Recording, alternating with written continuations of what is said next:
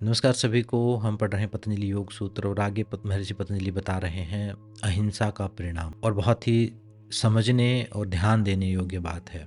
आगे बताते हैं कि जो अहिंसा में प्रतिष्ठित हो जाता है, ऐसे साधक के जाने से मात्र से ही, सिर्फ वहाँ पर उपस्थित होने मात्र से ही, वहाँ के आसपास के जितने भी प्राणी हैं, जितने भी, चाहे वो व्यक्ति हैं चाहे जीव जंतु हैं, सबके अंदर से हिंसा का भाव समाप्त हो जाता है। ऐसा शांति क्षेत्र बन जाता है। ये एक प्रकार की सिद्धि है, और ये कोई अहंकार को बढ़ाने वाली बात नहीं है, ये कोई सिद्धि का प्रदर्शन करने वाली बात नहीं है। ये अंदर की शांति का लक्षण है, अंदर की शांति की अवस्था है। एक चेतना की ऐसी अवस्था है कि जो साधक ऐसी अवस्था पे वाइब्रेट करता है, अहिंसा का साधक, कि उसके आसपास भी अगर कोई आता है तो वो भी वैर भाव छोड़ देता है, हिंसा छोड़ देता है। अंगुलीमाल डाकू की और महात्मा बुद्ध की कहानी आपने पढ़ी होगी, तो सेम यही बात वो अहिंसा की सिद्धि के ऊपर महर्षि पतंजलि बता रहे हैं कि अगर कोई किसी ने अहिंसा सिद्ध की हुई है तो उसके पास कोई भी, चाहे लड़ने के भाव से आए, चाहे मारने के भाव से आए, चाहे कितनी भी हिंसा के भाव से आए, जैसे ही उसके आभा मंडल में, उसके शांति क्षेत्र में प्रवेश करेगा, उसके अंदर से वो वैर भाव समाप्त हो जाएगा।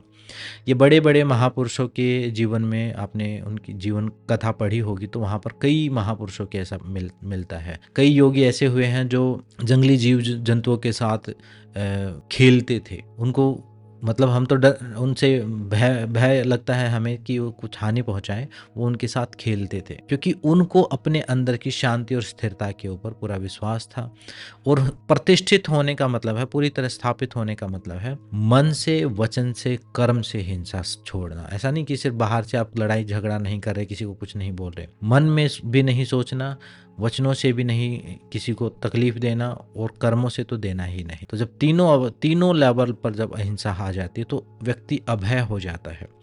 और जब अभय होता है तो आसपास के जो भी जीव जंतु हैं, उस जहां भी वो जाएगा, उसके ओरा में जो आएंगे वो अभय भी होंगे, मतलब उनके अंदर का भय भी समाप्त हो जाएगा, और उनके अंदर की हिंसा का भाव, जो एक दूसरे को नुकसान पहुंचाने का भाव था, वो भी समाप्त हो जाएगा। क्योंकि हिंसा जो है वो बाय प्रोडक्ट है भय का। वैसे तो हम मानते हैं कि शायद जो लड़ाई झगड़े करते हैं, हिंसा करते हैं, वो अभय हैं, वो निडर हैं। ऐसा नहीं है, उल्टा है, वो भयभीत हैं, इसलिए वो ऐसा कर रहे हैं। जो अभय होता है वो अहिंसक प्रवृत्ति का होता है, उसको डर ही नहीं है, वो लड़ता ही नहीं है, उसको जरूरत ही नहीं महसूस होती उस चीज की।